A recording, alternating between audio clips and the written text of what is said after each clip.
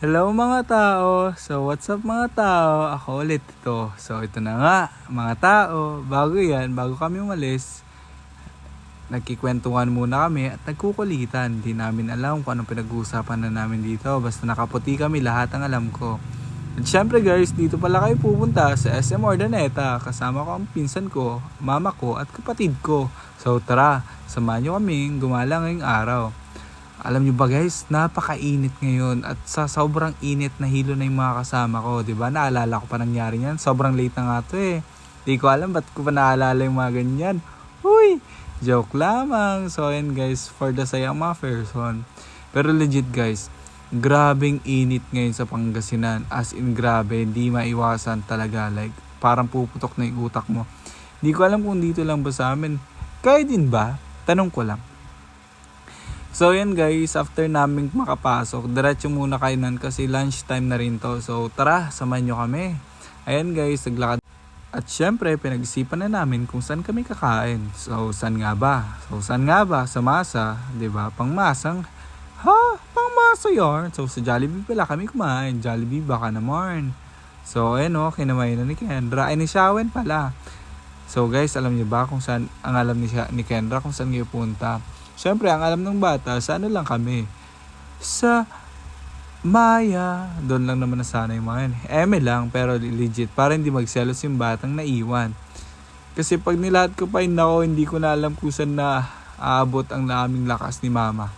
So, ayan po, kumakain ng mga person. At after namin kumain, ang pinaka-choice namin ay ang play area. So doon masamasaya ang mga bata. So hindi ko alam kung kailan ulit to matutuloy. So salamat pala sa nag-sponsor sa mga batang to. Kasi kahit papaano nakagala na naman. Syempre hindi lang sila, kasama na ako. Huy! So after nyan guys, gumala na kami dito sa aming palaruan. Minsan lang naman to sa buhay maglaro at magsaya ang mga bata. Kaya sulit-sulitin na natin. Syempre kasama si mama. Siya yung tagabuhat ng mga bata. Hindi ko alam kung paano niya nakikerry on yung mga yan. Siyempre, sinimulan na nila maglaro. Hindi ko alam, sobrang favorite nila kasi may makukuha silang mga candies. Di ba? Ewan ko kasi nagtagal sila dyan. Dyan talaga sila nag-stay. Tapos, ayan, si Benjo naman, ang pinaka-favorite kong pinsan sa lahat. O, di ba? Nasa bulsa niya. Guys, as in siya yung pinaka-favorite kong pinsan. Yan naman si James. O, di ba? For the play ang person. Hindi ko alam, hindi siya mahilig doon. As in, dyan na lang siya nag-stay hanggang matapos. Di ko alam, mahal ng token dyan. Dalawa-dalawa. Oh my God, talagang madaling maubos ng token. Iyak ka na lang, boy. Joke lamang. Siyempre, after that, ayan na. So, nanghihingi ulit ng token kasi nga naubos na. Ayan si Shawen. Diba? Alam niya na kung paano laruin. Nag-enjoy siya as in, ang dami niya nakuha. Sabi niya dyan, sobrang puno na niyan. As in, dyan lang at dyan siya nag-stay kasi na-addict na siya sa nilalaro niya. Ayan diba? Hanggang sa nagpapalit kami ng nagpapalit. Ayan din sa Ashley. Diba guys? Na-addict na sila. Ewan ko ba na mas gusto na nila lang maglaro dyan kasi may nakukuha silang candy sa token. Sana binilang ko na lang kayo ng candy kung gusto nyo rin pala ng candy. Diba? Ganito ang maglaro. See? Kumakatituloy ulo ko sa inyo. Diba? Sa'yo yarn, sana all. Syempre, pakita muna si Tanga. Ay, hindi. Diba? Sana all hindi madamot. Sana kayo rin hindi magdamot. Sila, bata pa lang marunong siya magbigayan. Uy, tignan nyo yung galing nyo sa part na to. Tignan nyo guys. Diba? Ang dami nalaglag.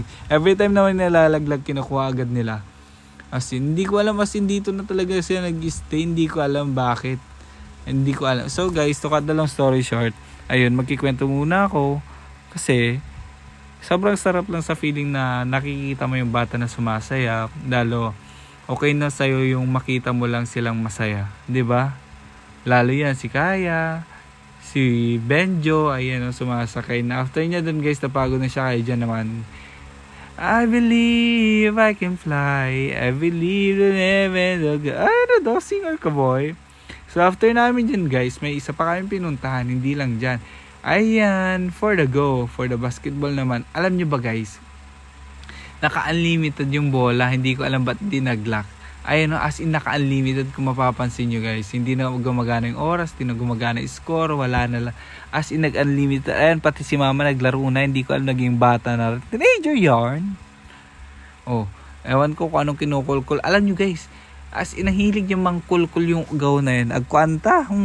So after that guys, ayan na, nag-shopping na ang mga bata. So tara, samahan nyo kami. Ito na nga pa, ang part 2. Pero hindi talaga ito part 2, part 1 pa din. So bago yan guys, mag-comment ka kung saan nakaabot yung video na to para alam ko naman kung nasan to.